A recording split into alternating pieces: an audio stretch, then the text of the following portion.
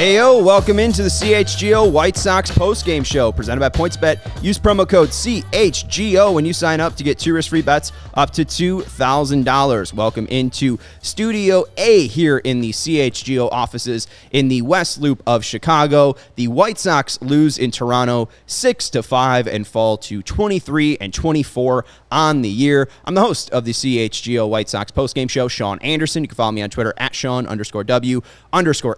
Alongside me, the Holy Triumvirate is back together, as Vinnie Rush? Said on Twitter. Yeah, that's Rush. They're playing appropriate. in Canada. Right.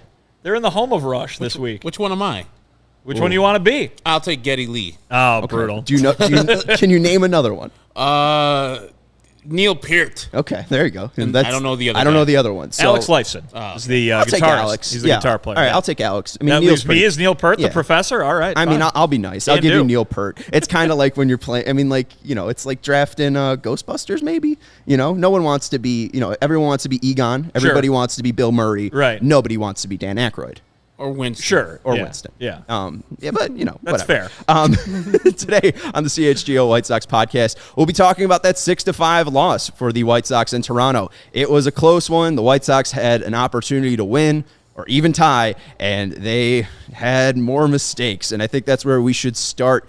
Here in the 6th inning, the White Sox had a rally. They were down 6-4. They got the bases loaded, and surprisingly, they drove in some runs, and they made it 5-6 or 6-5. And then Yasmani Grandal came up to plate. And Danny Mendick, after driving in a run, was on first base. Reese McGuire, after getting on base, was on third base. Yasmani Grandal flies out to left field. Deep to left field at the warning track, basically, is the left fielder, Gurriel, and he throws it into second base. Reese McGuire runs home and tags from third. Danny Mendick tags from first base, goes to second base. The throw goes to second, and Danny Mendick is out at second base. That ends the inning before Reese McGuire can cross home plate. It would have made it 6-6, would have tied the game up, and obviously that was possibly the deciding play of the game. What are you guys taking away from yet another base running mistake by the White Sox? I just don't know what he was thinking, if he was thinking at all. He being Danny Mendick. Danny Mendick. Yes. It doesn't make sense at all. Like, I'm just trying to think, like, all the situations. Like, you have the hottest hitter on deck next in Andrew Vaughn, who was 3 for 3 at the time, looking for a triple to complete the cycle. Secondly, you have a slow runner at third base in Reese McGuire. Even if Reese McGuire is bringing it down the line as fast as he can, which he should be doing all the time. So you give a little blame to Reese McGuire. But the lion's share, 99%, goes to Danny Mendick. You have to get in a rundown if you see the ball coming to second base and it's going to be a tight play. So make sure that run scores from third base so it's a tie game, and at least it's a tie game at the very least. I don't know why you're going. I don't know if Daryl Boston told him that. Even if Daryl Boston told him to go, you're smart enough as a baseball man to say, you know what, I'm not going to go. I'll stay right here, wait for Andrew Vaughn to drive me in with a double. Cool. I just don't know where the baseball IQ is with him in particular. And I see a lot of people in the comments already blaming Tony La Russa. Trust me, I will blame Tony for enough shows, guys. Today was not Tony's fault. Not at all. Not at all. That is on Danny Mendick. Now, one play will never necessarily cost you a game. It's much larger. It seems much larger because it is the deciding factor, but it's just a bonehead play. It can't be done. I'm sure Tony and the rest of the team and Danny after the game like, yeah, it's a bonehead play. I own up to it. My fault. It can't happen again. But so many times this has happened. Not necessarily that play, but so many times the dumb base running has caused the White Sox to lose games. Fundamentally unsound teams running into each other all the time. Just need to clean this stuff up. It's ugly, right? I mean, it's ugly. And that's here's the thing. I think that you look at the White Sox and Herb, like you just mentioned, right? Like one play does not lose a game, but they did a lot of the other things that they needed to do to win a game tonight. They scored 5 runs in a game that was started by one of the best pitchers in the American League. Yes, Lucas Giolito was not. He didn't get his normal results tonight with the couple of home runs that he gave up. But we've been saying, when's this team going to score? When's this team going to score? Scored 5 runs tonight, and it should have been 6. They had 6, and Yeah, for Danny Mendick to do that was a real miscue, no doubt about it. But I mean, you're right. I mean, look at some of the other opportunities they had, right? I mean, you can even point to the ninth inning, to the bottom of the ninth inning, or top of the ninth inning when they get the first two guys on base, and immediately double play, not just a double play, but a double play that takes out both the guys that could have been in scoring position. Yeah, it's not pretty, and the difference. The difference between winning teams and losing teams are nights like tonight when you can take advantage and not make the mistake that costs you the game.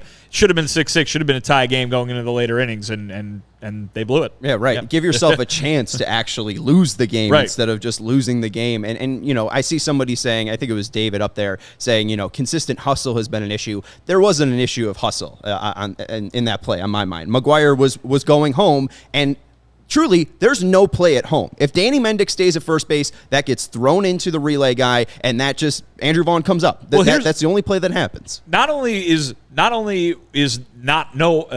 not a problem that they quote unquote didn't hustle? It's potentially a problem that they hustled too much. Right. I mean, listen, we're not there. We're not talking to Danny in the post game. I'm sure he'll explain what he was thinking or what he was told to do, but that's very much a grinder play, right? Tag up from first base on a sac fly to the outfield kind of thing. And it's very much like your hustle is maybe getting in the way of your baseball smarts there, and that's it. It all needs to be going right at the same time, and so often for the White Sox this season, it's all gone wrong at the same time. It's very reminiscent of a play in Game 7, the 2016 World Series, where Albert Almora Jr. tags from first base, in the extra innings. That's when you tag up from first base in a close to tie ball game. It just made no baseball sense at that moment, whoever made the call to tag up there. It's going to be interesting to see the explanation, but I saw people debating, whether this was worse than the Grandal decision on Saturday to send him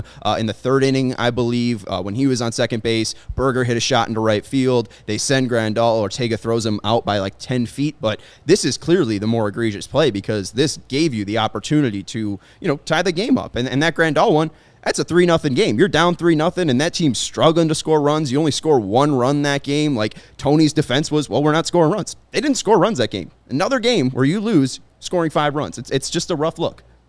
Yeah, and I would agree with you that this play by Danny Mendick is much more egregious than the Yasmani send. I still don't agree with the Yasmani send, but I can understand the explanation that Tony and Joe McEwing had there. There's no explanation there that can be okay, I can get where he's coming from. No, there's none. Zero. Because you're putting yourself in the worst possible position for your team with your best hitter up next. It's just so frustrating. You got to think of situation, time, who's coming up next. All those things have to come into your mind before that ball goes in the air for Danny Mendick. And then Daryl Boston has to be saying all these things. Hey, man, ball in the air. Look for it. See where the ball goes. If it throws home, cool. Go home or go to second. But if that ball is thrown to the cutoff man or thrown to second, pause. Make sure that runner scores from home, get in a pickle, and then we'll worry about it next inning. And like we said, it was deep left field. Maybe they thought it was deep enough in the corner from left field where it would be a real tough throw. It was somewhat bang-bang. I don't think they actually challenged it, but they did look at the review to see if it was close. I mean, Mendick maybe, if he has 2 more feet or, 2 more seconds or, half a second to get there, maybe he gets there. But you can't lose another game scoring 5 runs. And the White Sox have been scoring runs over their past 10 games, 4.4 runs per game. I know it doesn't sound like a lot, but in their first 37, they were averaging 3.6. But here's the concerning number. In those first 37 games, scoring 3.6 runs per game, a record of 18-19. These past 10 games where you're scoring 4.4 runs per game, a record of 5-5. Even though you're scoring more, it really hasn't affected the record. And bonehead plays like this will cause you games, and that's why we got the new bit to introduce to Vinny. 60 wins, 60 losses, and the other 42. Good old Hawk Harrelson. I've been seeing this. I've been seeing these graphics pop up on our Slack every day for the last however long we've been doing it, and I can't for the life of me, without anybody explaining it to me, figure out what it could be. My favorite thing is that I made the graphic and spelled losses wrong the first time, and have done it again. And we continue to keep misspelling losses. It's not on you. I sent you a bad Photoshop template. That's on me. But Hawk used to say, Hawkaroo, Sure. used to say, Yeah. you win 60, you lose 60. It's the other 42 that count. So we're seeing if that actually comes true. Okay, and sure, I want to know how these are being assigned. Shouldn't Okay. they just stack up in order and then once you get to the final 42 games of the season? Yeah, so I thought about that. We went through like other teams, you win 60, you lose 60. It's the other 42 that count. Like the 2016 Cubs that I referenced, they won 103 games. They lost 59. So they had a perfect 42-0 record. There you go. So it is tough to assign these. It's all been subjectively assigned by mainly me, Sure. and Herb checked one of the games. But basically, we'll run through the other 42 so far, the 9-9 that they are. And like, an example, the Braves who won last year, they were 28-13 in their other 42. I think the Nationals who won in 2019 were like 18 and something. Like they were below 500 Yes. in their other 42. Opening day, the 5-4 loss. That's in the other 42. So that's the first loss of the other 42. Because the White Sox could have won that game. It was a blown save by Liam Hendricks. Opportunity Gotcha. to win that I game, understand. close it out. They lose There are it. games that you win and win convincingly. There Yeah. are games that you lose Right. and lose convincingly. And This is part of the 42. Okay, I The gotcha. 5-2 win versus Detroit, the 10-1 win versus Detroit, that's in the win column. And those are the first two. And does it surprise you that the other 42 is at 500? Is it 500? Right. So I don't know. We really don't know what to do with this data. I don't know what it will show us. If I just think they're anything. using up a lot of those 42 for losses. Like they Yeah. have 9 wins and also the 9 losses, and we can remember most of them. They're very painful. This was a game that the White Sox should have had multiple times, I believe. So, yeah, it's just part of the 42, and we're getting way too many of them. I need to get some more convincing wins in that bracket. We're losing right now as far as wins. The wins are at 14. The losses are at 15. The guaranteed losses. So, and that's why they're below 500. I mean, 14 plus 9, 15 plus 9, that's one below 500, friends. I mean, I The know math adds up. we're talking about negativity about this game because they did lose. But Yeah. I feel the 5 runs, especially without Tim Anderson, is encouraging, especially against Kevin Gausman and the rest of the Blue Jays staff. Encouraging to see. Now, moral victories are for children mostly. And this is a Major League Baseball team.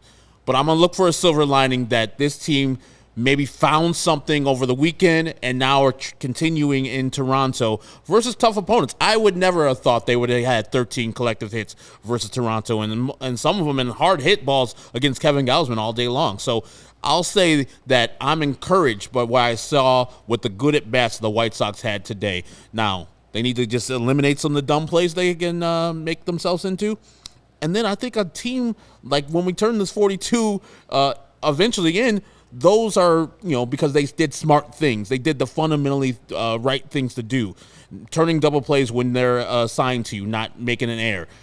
Running the bases correctly, which they usually do. They're a really good base running team. They stole a lot of good bases. Now, the hitting high comes together. efficiency, too. Yeah, the pitching comes together with the hitting and the smart baseball and the defense. This team can go places. That's why we don't give up on this team, because we know they're much better than they've shown this year. Well, to throw this out, I think Baloney mentioned that this team is below 500 since the All-Star break last year. And this is still bad fundamentals. I mean, even though there is some encouraging signs, we have, Harrison running into Andrew Vaughn in left field in Cleveland, Harrison running into Andrew Vaughn in right field in Chicago, Liuri and Abreu colliding down the right field line in Chicago as well. This happening today, sending Grandal. Like, I don't know what to think of this team post 2021 All-Star break. Do you guys have any different view on that, just because they have been struggling so much since last July? I mean, at the same time, you got to give credit where it's due. The pitching has been superb in that same time frame. I mean, obviously, you had some guys running out of gas, needing a little bit of a rest at the end of last regular season. Like Rodon, that was also the stretch with Tim Anderson was hurt last year. Right. But I mean, so far this year, it's been very good. Obviously, tonight a rare off night for a starter, right? I mean, those have been few and far between. The pitching's been really good, but the hitting has not been there. And, you would like to think that health would play a role. You would like to think that, the weather getting warmer would play a role for some of these guys. And you're seeing it. I mean, that ball Jose Abreu hit tonight to the warning track in center field, and plus another 2 hits and a walk for him. I mean, he's looking like himself, and that can't come at a better time for the White Sox with TA on the injured list. Vaughn, you mentioned, looked terrific tonight, Insane, obviously. yeah. So there's some guys. But yeah, overall they haven't clicked. It has not clicked, and Herb's absolutely right. I mean, it could click tomorrow, and this team could just take off, But so far, we haven't seen that, and so certainly reasons for folks to be worried and folks to be upset. But this is baseball, and I guess you can't count anybody out until they're mathematically out because there's just so much left to do. And with Jose Abreu, you mentioned him having a good night. How does 3 balls hit over 100 sound? I mean, that just sounds like he's coming back. And it really felt like an effective and powerful 2-3 today. Andrew Vaughn had a great day. 4 for 5 with 4 hits off of right-handed pitching, and Jose Abreu was able to get on base, had 2 singles, a lot of loud outs. Very nice to see. Grandal struggling, though, at the top of the lineup. I believe also you mentioned that it was Berger who didn't get a hit, but hey, he's been hitting mostly. So overall, I mean, the offense has been good. This is good to see against an elite right-handed starting pitcher in Kevin Gausman. Just wasn't a perfect game. Let's go to Lucas Giolito's night because, again, he wasn't perfect. He wasn't bad, though. Did struggle, gave up some home runs. 4 2/3 for Giolito today. 6 earned runs allowed. 8 hits given up, 2 walks, but struck out 18 of the 14 outs that he made. So what do we make of Giolito's start tonight? Subpar. Just didn't get the job done. For any starting pitcher, firstly, you need to get at least to 5 innings. That's the minimum.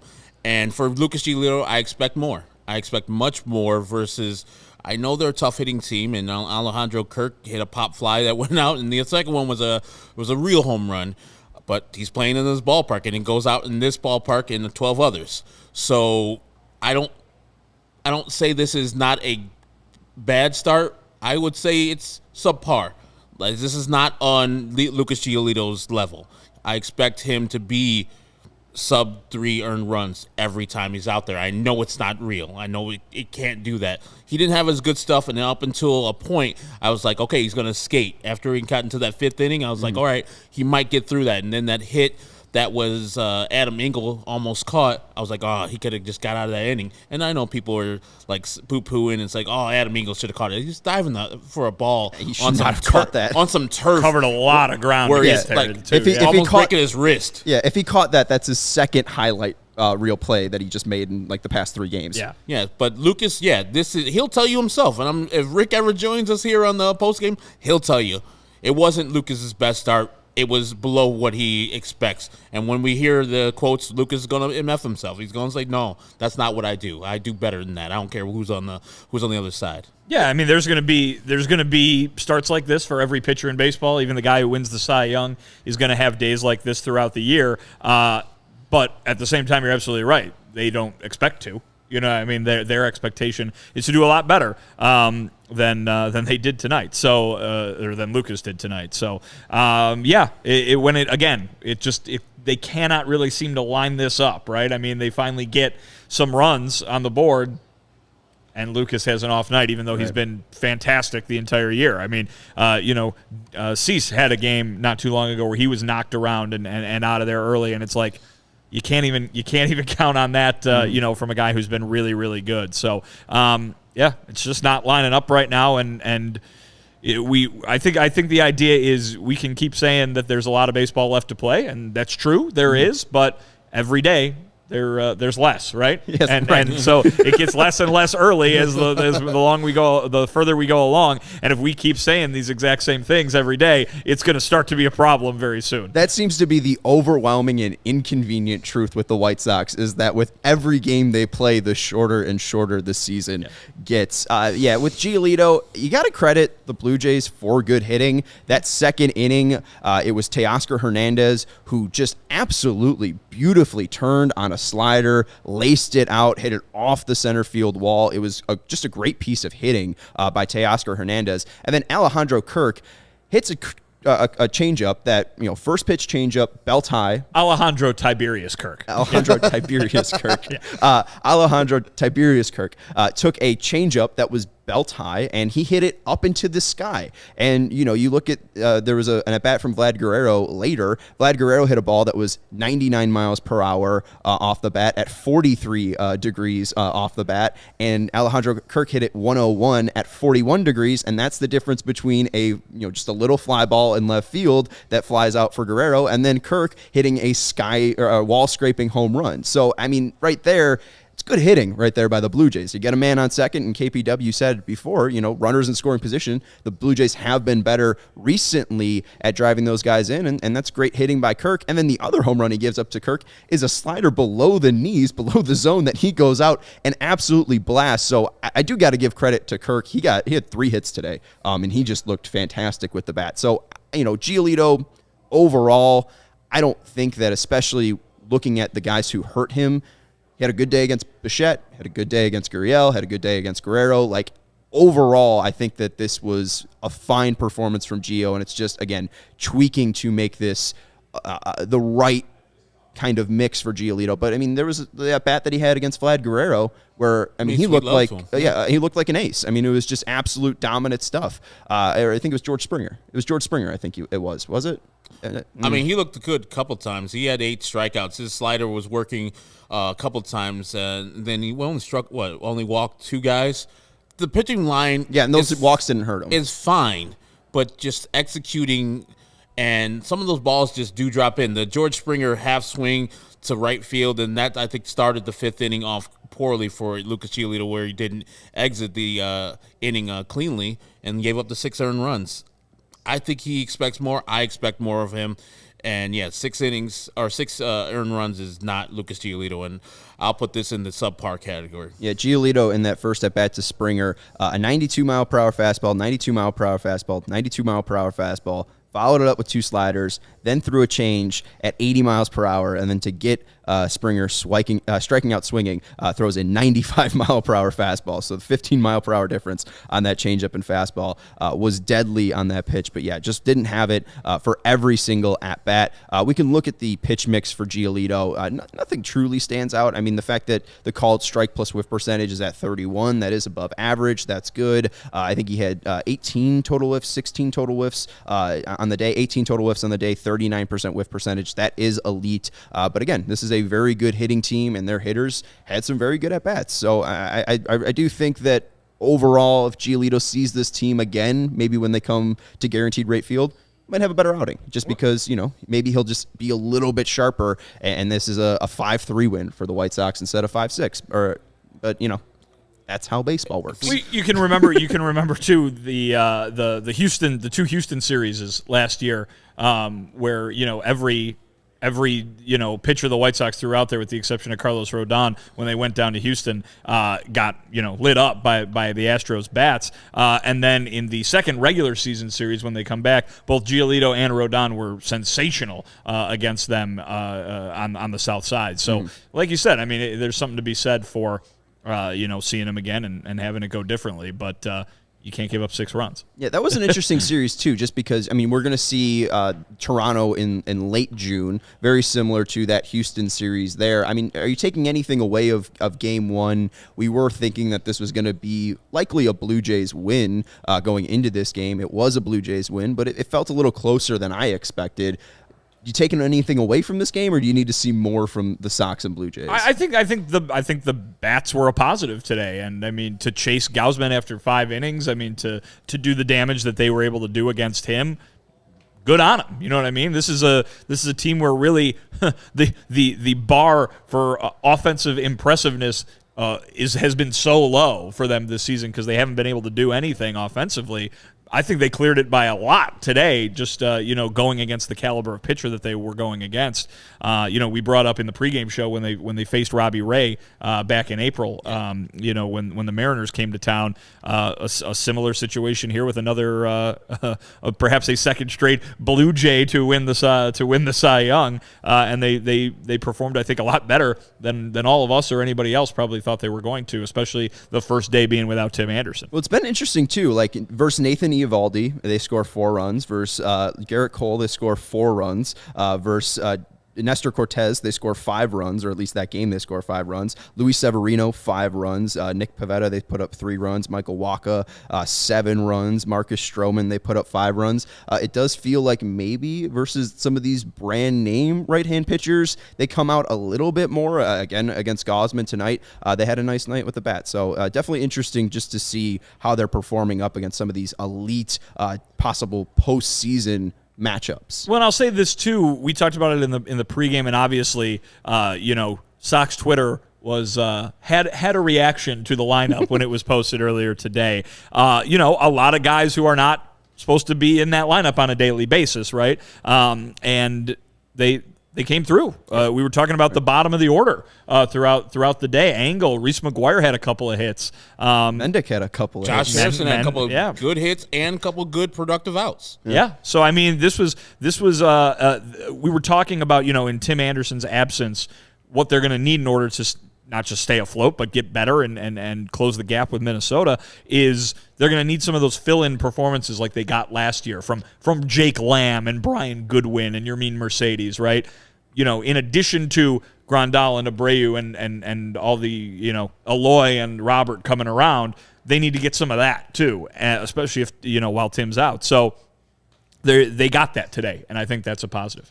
And I want to speak about the best at bat I saw all day long.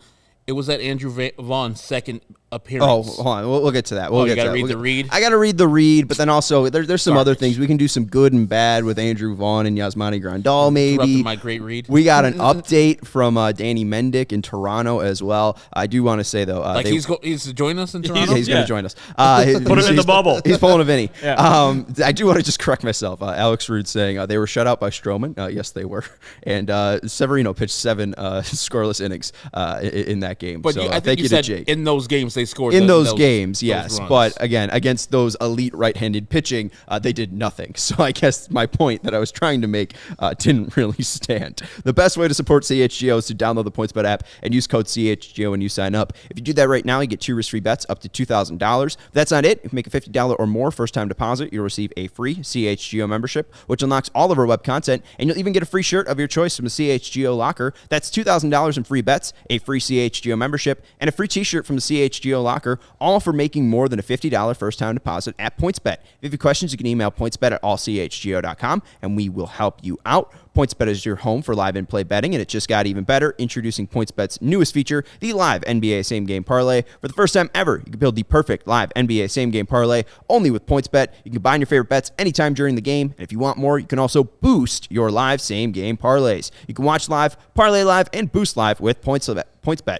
Online sign-up is available in Illinois. You can download the PointsBet app right now and register your account from start to finish, all from your phone. So what are you waiting for? Once the game starts, don't just bet. Live your bet life with PointsBet. Gambling problem, call 1-800-522-4700. And I got to mention our new partner at OWN. I have to tell you about OWN, which stands for Only What You Need. OWN is a 100% plant-based protein shake that gives you nutrition that works as hard as you do. All of their products are free of artificial ingredients, allergen-free, no gluten or dairy, and they're easily digestible.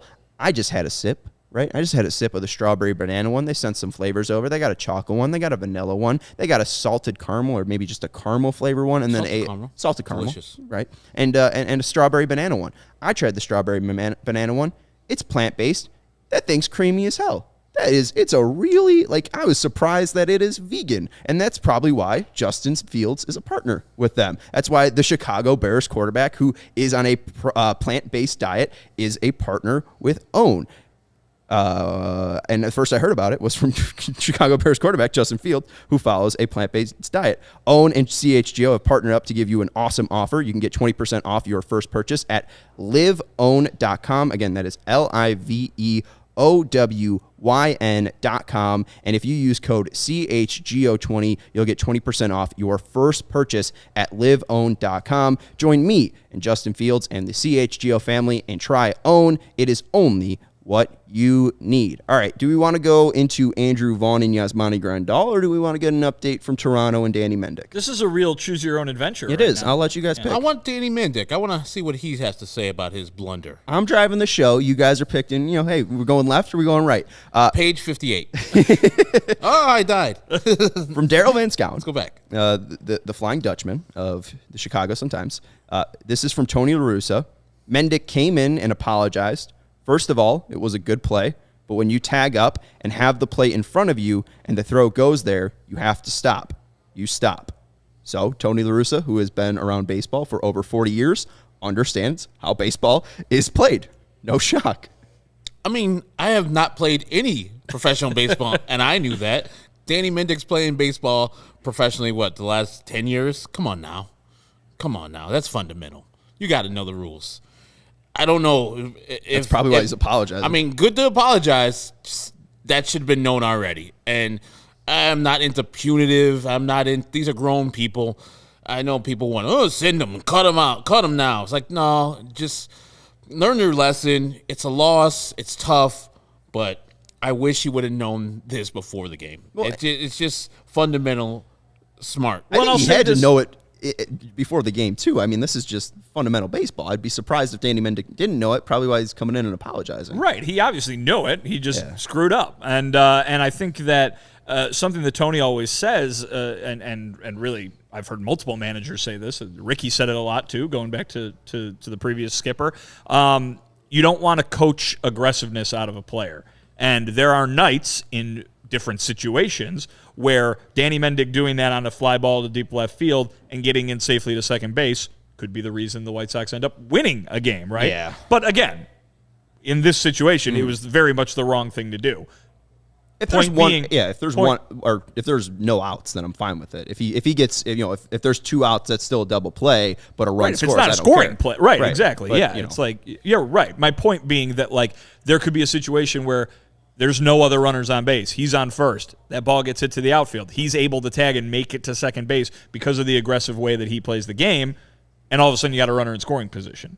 But tonight, in that very specific situation, you don't do that, and that's where that baseball IQ comes in. Yeah, you got to know what's going on. You got to have the situational awareness. Interesting night from Mendick, though. 2 for 4 filling in for Tim Anderson. He did have a run and 2 RBIs, and the big play. So, I mean, it is interesting because if he doesn't have that play, if he stays at first base, that run scores, it's a 6 game. It's a lot of what if here, but Danny Mendick, outside of that play, had a very good night. So, and that's what you're going to need for him with Tim Anderson out for possibly 3 weeks here. I don't know what you guys have thought about Danny Mendick as a player for the Sox, but he's going to be put into, obviously a bigger position here with TA being out. We'll obviously see Liuri mixed in there, Harrison probably mixed in there, but right now Garcia's out. I don't know if overexposure is going to happen here with Mendick, but how are you feeling about Mendick getting more of a spotlight in the next 3 weeks here, Herb?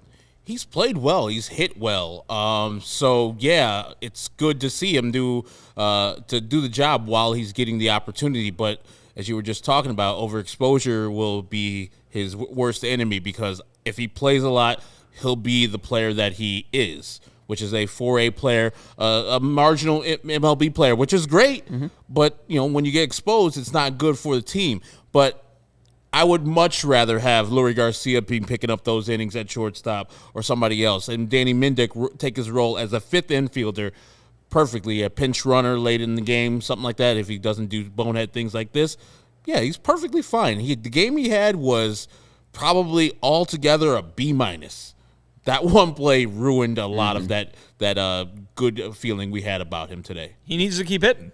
If he keeps hitting, he's going to keep playing. And, I mean, you got a lot of people, be it on Twitter or in our chat right now or just in general over the last few days, complaining about Josh Harrison, who has had a terrible offensive season so far.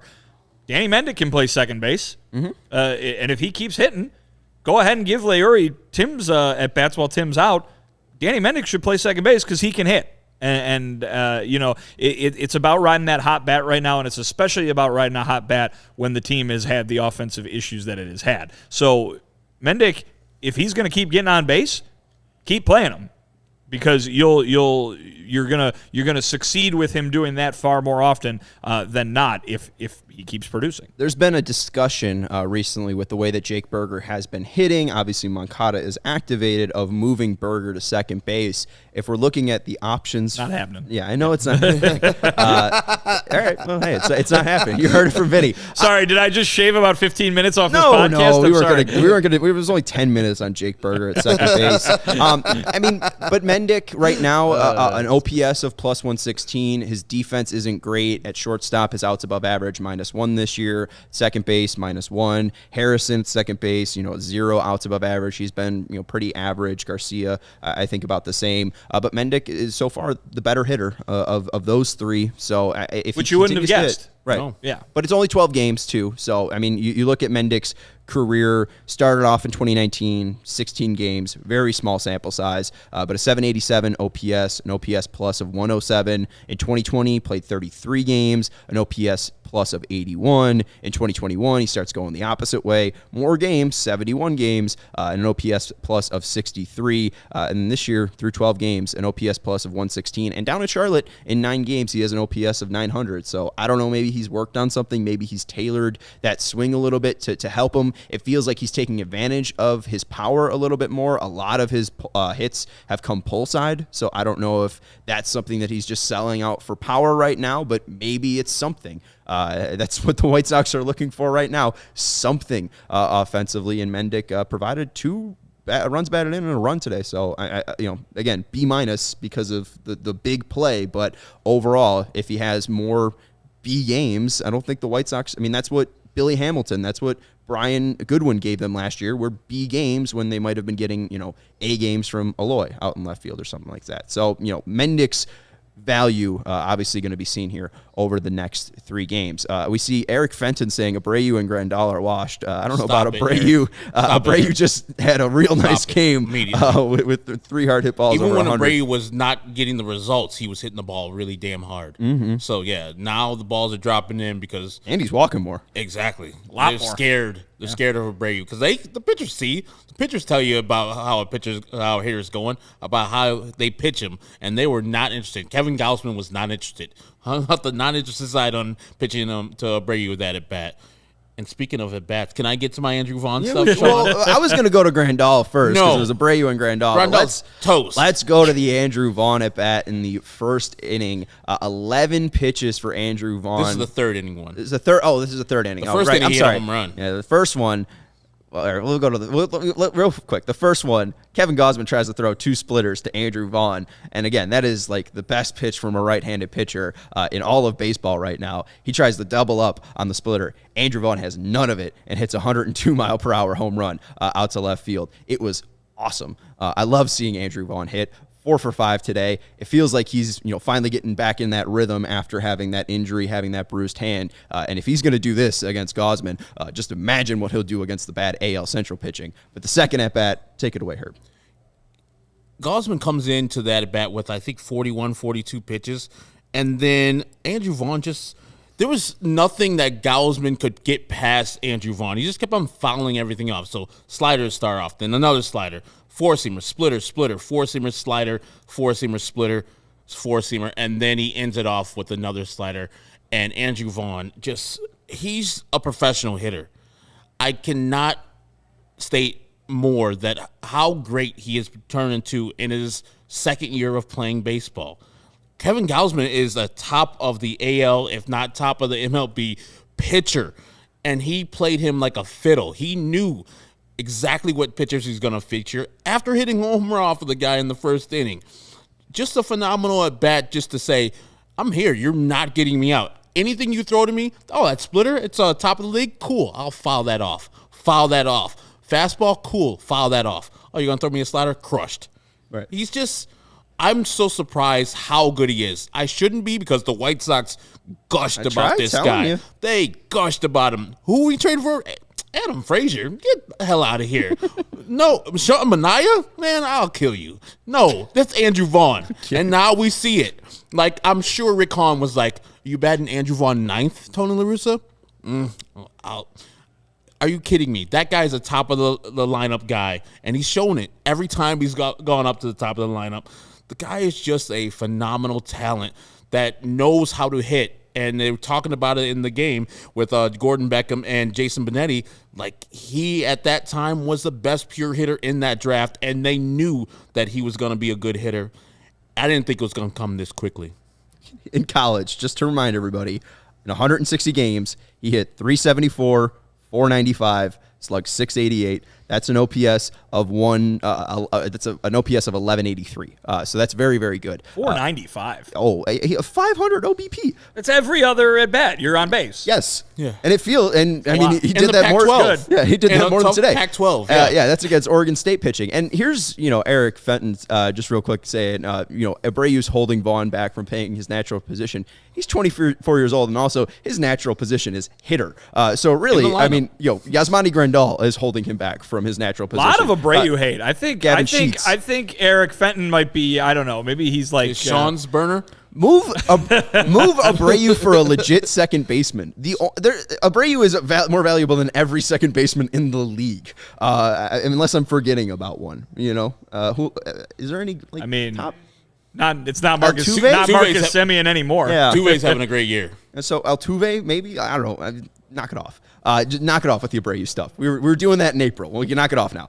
He's back. Just wait until August. He might hit like 200 or have an OPS plus of 200. August Abreu is peak Abreu. Ooh, watch out. Yeah. And especially if he's walking. But again, Andrew Vaughn, just to keep raining on the accolades to him. He made his AAA debut this year. Like, he skipped it completely. I asked him that question. He was not having it. What do you mean? We asked him after he got back from the rehab assignment. I go, what was it like to get your first taste of AAA pitching? And I thought that was going to be a hilarious joke. I would think so. He just went up. So it's the same game everywhere. Okay, well, this is also the guy that hits go-ahead home runs in the seventh inning and then walks around just completely deadpan. And when that guy go down the AAA, the second game just hit 2 home runs casually. He's like, Well, no, yeah, that was the thing. The first game, he had like an 0-for-3 game. The second game, he hit 2 home runs, and then they immediately put him on a plane. And he got to wear that hilarious Charlotte Knights home run helmet. Yes. That was we need to see Eloy in there when he gets back in there. What, tomorrow? Let's go, Eloy. Come on. Moncada's worn it already. Vaughn's worn it. Eloy's going to probably be next. Adam Hazley wore it twice tonight and has 21 total bases in the past 3 games. I'm just saying. We've talked about this in the press box before. Which White Sox player would you most want to see wearing the Charlotte Knights home run helmet? I think Abreu. I think it's got to be Yaz, right? I think Abreu because of the facial hair and the way it would stick out. Sure. And then him yelling the whole time, yes! TA wouldn't look that cool in it. I'll be honest. I think TA looks cool in everything. But TA looks cool. Like, I don't know if TA needs a night helmet. You think the Charlotte Knights home run helmet would take away some of TA's coolness? It would rob him of his mojo, Austin Powers style. As a shorter guy, I don't think that we were made to be knights. I think he's Andrew Vaughn's not very tall. He's 6 feet at least. I mean, I think Tim Anderson's about that same height. Yeah. Who's taller? Yeah, I think you're in the clubhouse. Who's taller, Tim Anderson or Andrew Vaughn? Guess TA, but you can probably just find it by looking. I can, but he looks taller. But I think TA is taller by an inch. Yeah. There you go. That doesn't feel right. TA being taller than Andrew Vaughn. Yeah. Andrew Vaughn's not very tall. Really good at hitting though. He's a professional hitter. I mean, sure. Don't need to be tall. Hey, what have we learned about today? Our guy KPW could have told us about this Alejandro Kirk. What a jerk. 5'8". He tells us about Danny Jansen. 5'8", 245 my ass. I'm 5'10", and I'm 290. He's about the same size as I am. He's probably 275 at the lowest weight. Stop it now.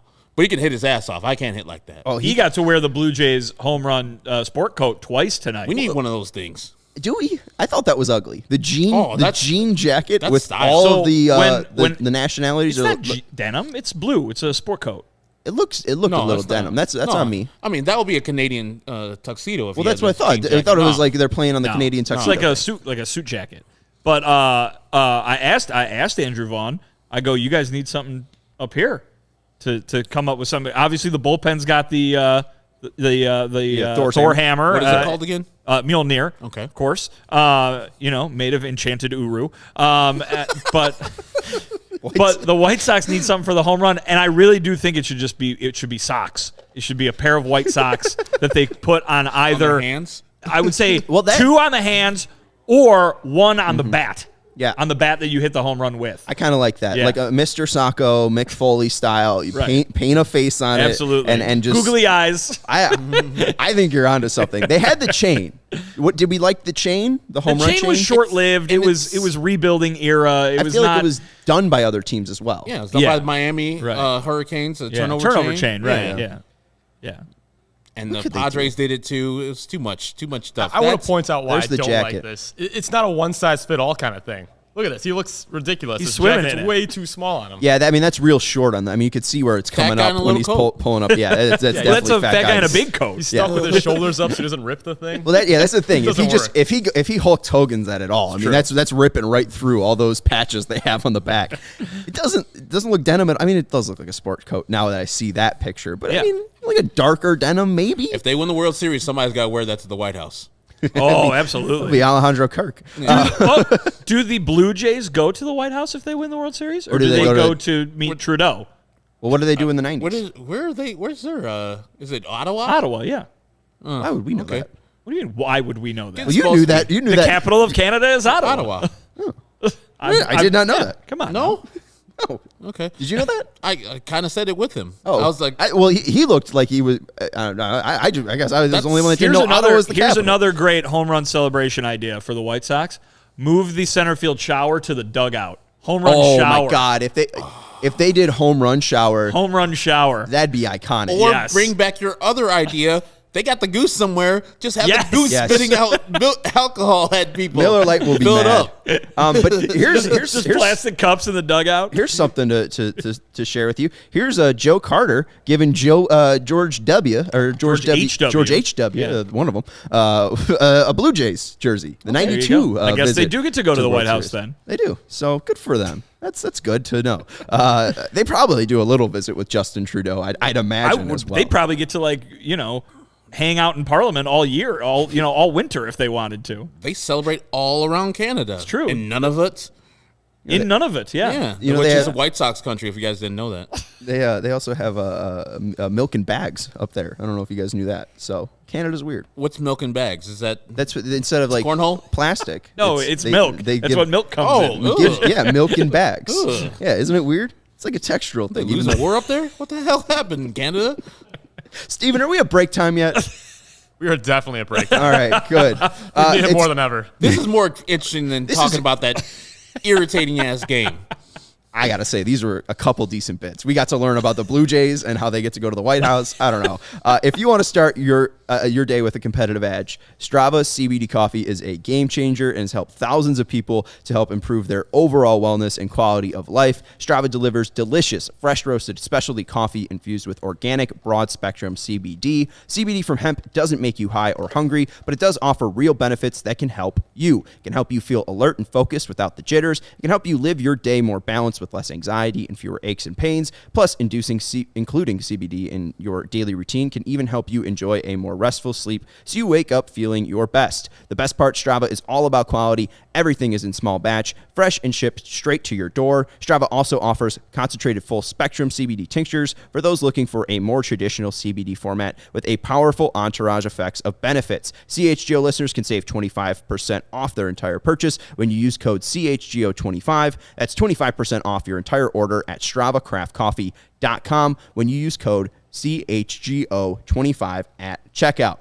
Already love Strava? Subscribe and save with Strava Coffee Club. With Strava, you're in control. You could save on your favorite coffees and have them automatically delivered to your home or office on your preferred schedules. I like the 20 milligram Strava CBD coffees with the uncaffeinated variety, so I could take that right before I go to bed. I can have a little cup of Joe before I go to bed, and it helps me get that deep, deep sleep we all need. Again, go to Strava, STRAVA, StravaCraftCoffee.com. Use code CHGO25 for 25% off your entire order. Discount coupon valid on non-subscription purchases only. One use per customers. All right, let's talk about some ugly here. I picked as my click to pick Yasmani Grandal. He was in the leadoff hole. I thought it would be, a little spark here. Hey, Yaz, we're putting you up at the top of the lineup. Kind of a he go, we go situation we hear with Tim Anderson.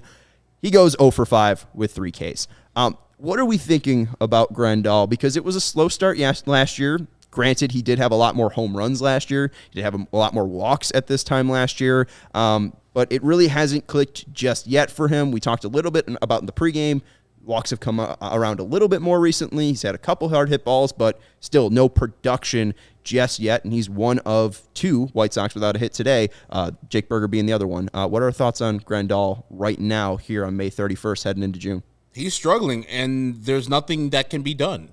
There's no words that can be said by Frank Mendick or the Howie Clark, I think his name is, the assistant hitting coach, that says, oh, okay, there, I got it. He just has to play. He has to play through this. And last year was not as bad as this. But remember, he had a slow start last year, too, average-wise. On base, he was much better. He was in the 300s. So I look at the back of the baseball card and realize that he eventually will get to the numbers that we see that him usually get to. Maybe not 23 home runs that he hit last year. Maybe not 40% on base. But from here on out, if we get the regular Yaz, I'll be fine with it. Just flush all the 40-plus games that you played this year because this is not you. I know it's not you, and there's a way that you can get to where you need to be, and that's just plugging along, doing the same things you've been doing that got you to this level. He's just pressing. He's just struggling. I mean, that sac fly or potential sac fly that he hit was a good piece of hitting. Mm-hmm. He was getting there, and then Danny Mendick had to ruin that, and that's why he slammed the helmet because he knows he helped his team to succeed there. He was going to tie the game up, and maybe that would have driven him to another level because he knew that was a good at-bat by him. Then that just turns to a fly into a double play. 0 for 5 instead of 0 for 4 with a RBI and a sac fly. So I just need him just to press along. Don't do extra. Just do what you've been doing to get you to major leagues and where you've been at the level that was last year. And he needs to walk. Right. He needs to walk. This is what he's being paid to do, and he's being paid to hit also. But as we saw last year, he can survive and be not just a positive contributor, but one of the best hitters on the team, even if he's not hitting, which is sounds counterintuitive. But he was walking so much that the on base percentage was so high that it made up for a guy who was hitting under 200 for half the season. And that is not happening this year. And so it is extraordinarily glaring, the inability that he has at the moment to pick up any base hits. So we did see a little bit over the weekend. We saw some walks in the 3 games they played to close out the last homestand. But, yeah, 0 for 5 with no walks is not the kind of stat line you want from Yasmani Grandal. But guys, he's not going anywhere. Right. He is. He's the highest paid free agent in franchise history. He's got the biggest contract in the history of the team. So yeah. And that's not one that they're going to eat. Like eating Dallas Keuchel was hurting the team. Grandal, still in the grand scheme of Major League Baseball, is an above-average catcher. So I mean, let's still be able to frame this. Grandal hopefully will turn this. Be able to literally frame it. There you go. I did that, not even on purpose. I'm a poet and I don't even know it. Through 42 games last year, Grandal in 2021, 9 home runs, 46 walks, 43 strikeouts. Herb, you mentioned this, I think, in one of our post games last week. 3 true outcomes need to change for him. But through 42 games last year, 9 home runs, 46 walks, 43 strikeouts through 42 games. This year, 2 home runs, 22 walks, 36 Ks. So an unbalanced strikeout to walk ratio there. More strikeouts than walks here. Not a lot of power coming from Yasmani Grandal. 4 extra base hits this year. It is struggling, or it's just really worrisome to see because the OPS right now, 504. That definitely went down after today as well. So he might be near 500 OPS. So it's got to turn around for him. And I can't get worse, right?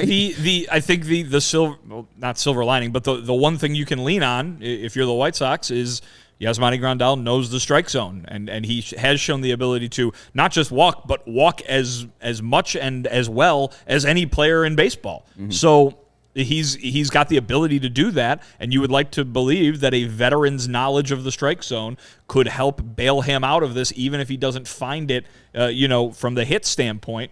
he can bail himself out by getting on base in other ways, and that could happen any day now. But certainly to this point, it has been extraordinarily disappointing coming from a guy who you count on to be one of your most reliable hitters. Yeah, and today wasn't a good day for him. We do have him versus Kevin Gausman and the fastball for a graphic. It was not good for him against Kevin Gausman today. Saw 11 fastballs versus Gausman, and he swung and missed at a lot of them. He swung 10 times today, 6 whiff total. Swung and missed at 50% of the fastballs he saw. Swung at 6 fastballs today. Swung and missed at 3 of them. Just real difficult. And you could see some of those fastballs. I mean, a lot of them just chest high. Not even like at the top of the zone, like really nicely placed. I mean, that is pretty much closing in on middle. It's a little bit elevated, but that's a pitch that we've seen Yasmani Grandal take deep. And I mean, that first at bat versus Kevin Gausman ended on 2 consecutive swinging strikes that he was late on fastballs. And Kevin Gausman was just blowing the fastball by him. So I don't know if it's something with the bat speed here for Grandal, but it's just not clicking. And even then, the 2 balls that he put in play today were under 90 miles per hour off the bat, and they were pitches that were 87 and 86 miles per hour thrown. So he's not doing it against speed. He's not doing it against off-speed pitching. And even Kevin said, don't swing at the first pitch, Yaz, in the 9th inning. Like, that was out of character. He normally doesn't. So, that's the thing is, like, he's pressing and he's not getting any results right now. Before the game, 4 walks in the last 3 games, so some results, but not where he is looking to be. KPW says league average weighted runs created plus is 83. Grandal is better than average when he's bad, and right now I think he's around like 40 or something, so he's well below average here. Steven, what's our time check here? We got 3.5 to the hour. We got 3.5 till the hour. Let me finish the thing with Yasmani. There was a 3-0 count with him. He just lets a fastball go by, and a lot of people let that go by. The pitch right after the 3-1 swings right through it, and then, like you said, a 3-2 fastball, chest high, swings right through it. It wasn't any deception. It wasn't any movement. It wasn't anything that you were like, okay, I get why he struck out. I was like, that's a guy who's in a bad way right now. The way you turn into Adam Dunn with the White Sox when his first year is by pressing. You continue to do this. I got to get a hit today. I got to get it to hit today. I'm struggling today.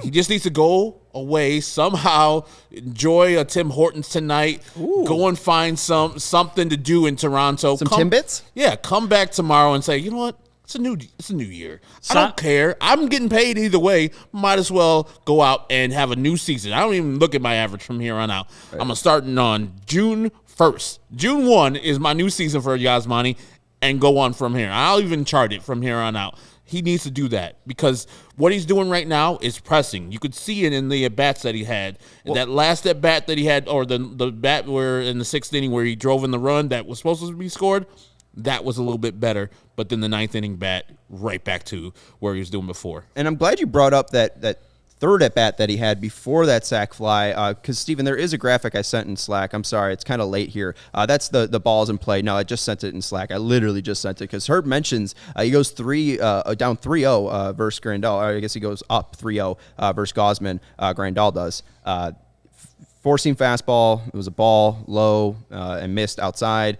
Second fastball, well below the zone, throws a splitter that was in the dirt, goes 3-0, and then gets 3 straight fastballs. And the concerning thing is mainly the location because we're getting it pulled up. I just sent it, kind of last minute here. But the 3 fastballs Kevin Gausman throws in a row, 4, 5, and 6, are overlapped basically in the same exact spot. And that's the biggest concern is that, we talked about this. I was, going back and watching old condensed games or full games of, 2014 White Sox. And there was something that Hawk and Stoney mentioned where, Jose Abreu, if you throw him the same pitch in an at-bat, he's going to hit it the second time. We saw that with Andrew Vaughn earlier. Gausman throws the splitter, next pitch, hits a home run.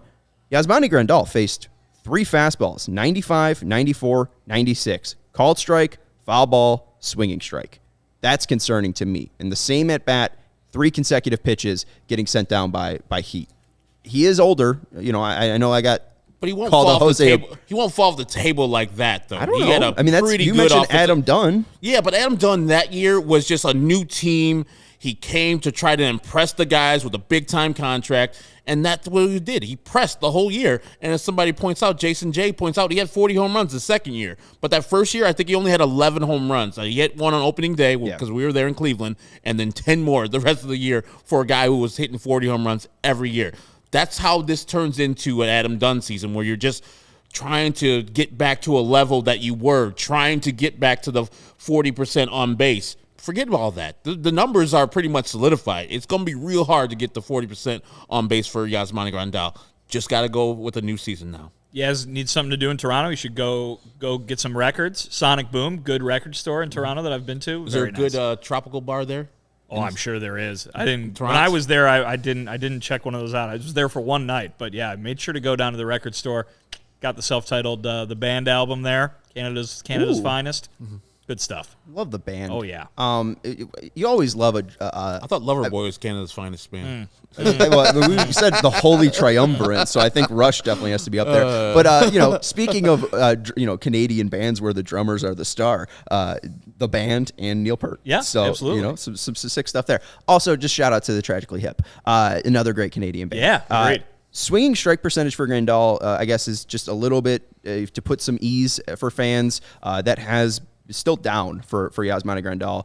He's not swinging and missing a lot, so maybe it was just a bad night for Grandal. But in 2020, 9.9 swinging strike percentage. 2021, 7.3. This year, 7.8. Obviously going to go up a little bit after 6 whiffs today, 60% whiff rate today, but still around where it was last year. So maybe it can turn around for a Grandal, but it seems like it's turning around for Abreu. Seems like it's turning around for Vaughn. Not all negatives tonight in the loss, and tomorrow a lefty on the bump. What are we expecting versus Ryu? It's a tough lefty, so I'm not expecting them to do what they usually do versus lefties, but I'm expecting them to continue their good at-bats they've had today and into the Cubs game. So maybe a 4 or 5 runs they score against Ryu, and if we can get good pitching, we can win that game. That's a game that we need to win. We cannot go away from Toronto with 0 wins. Getting swept is not ideal, and Manoah's going to have something for us on Thursday, so getting a victory tomorrow is paramount. Yeah, Kopech versus Ryu, so you're going to like the pitching matchup for the Sox. Kopech's been great. 1.29 ERA, was just fantastic in Toronto, and he's coming off extra rest, which I know is the plan for Kopech this season. Yeah, I think it'll be 9 days between starts for him. I mean, that's a lot. But, again, it worked wonders with Carlos Rodon last year, so they have a reason that they're doing it, and we'll see. I think tomorrow the thing I'm looking for, Luis Robert, he's going to be back. I think Moncada? I think Tony said before the game that there's a hope, there's a chance that Robert could be the DH tomorrow. So that's what I'd be looking for. Which means Andrew Vaughn in the outfield again. Now we're having a discussion here. Greatest Canadian bands. Someone mentioned Arcade Fire, which I think is fair. No, Vinny's giving me a head shake. Not my style. Too new? Of course. I think you might like Reflector. It's a good. I think that's their best album. I know they're well thought of. I can't say I'm very familiar, but the little limited that I've heard, not really my style. The Funeral is seen as like their best album, but I think like Reflector is probably more up your alley. It's more rock. I see. And some people are also saying we can't forget to mention Nickelback, which I think we can't. We should, but I guess did mention them. So Drake's not a band, but Drake. No. Big Drake guy? No, I'm not. I'm too old for Drake. You're just throwing out Drake. I'm too old for Drake. Yeah, I'm also too old for Drake. That's going to do it, though. We're good on Canadian. We can always pick up the Canadian. What about what about the Kings switching to Glide? That's a good song. The Kings? Kings. Oh, the Kinks. No, the Kings. The Kinks are from England. Yeah, that's what I thought. Yeah. The Kings switching to Glide. It's a good song. Look that up. Okay, I will look that up. And Bachman Turner Overdrive. Didn't know they were What Canadian. about the Guess Who? The Guess Who? Well, the Guess Who uses the Union Jack as their. The Guess Who is from Canada. But don't they use? Isn't there like blue? Canada, You're talking about the Who. I thought the Guess Who was also that too. No. Well, Come on, man. Canada's like if That's on me. If the Queen goes to Canada, they have to do what she says. She's like, go get me some tidbits. Your Majesty, I'll get you some, please. That's what KPW does, right? He would Yasmani would Commodore, enjoy the give new me some- Justin Bieber give me some coffee. Timbits. What are the Justin Bieber Timbits? Those are just donut holes, by the way, for those uninformed. Those are Timbits on the ground. Those are munchkins over there. You get your milking bags and your Or in a mop munchkins bucket. your munchkins are Timbits, eh? That's gonna do it. Fred, for, don't bring me down. Bruce. I had to do it. We will see you tomorrow. I'm getting silly. We love getting silly here, especially after a White Sox loss. Sox fall to 22-23, 6-5 out in Toronto. Danny Mendick makes the play of the game for the White Sox, and we'll see if they can bounce back tomorrow versus Hyunjin Ryu, and when they will have Michael Kopech on the mound. So we'll see what the lineup looks like, if Robert's able to return, if Moncada's able to return. It will be interesting to see how that unfolds. For Vinnie Duber, you can follow him on Twitter at Vinnie Duber. He's the CHGO White Sox beat writer. For Herb Lawrence, he can follow him on Twitter at Ecknerwall23. He's the CHGO White Sox community leader. I'm Sean Anderson. You can follow me on Twitter at Sean_W_Anderson. I'm the host of the CHGO White Sox podcast. We'll be back tomorrow with a 5:30 pregame show to preview Ryu versus Kopech, Blue Jays versus White Sox for Game 2 of the 3-game series. For Stephen Nicholas, our great producer, we got to give a shout out to Fleetwood Mac for their 1979 album Tusk. We will see you tomorrow, and go Sox.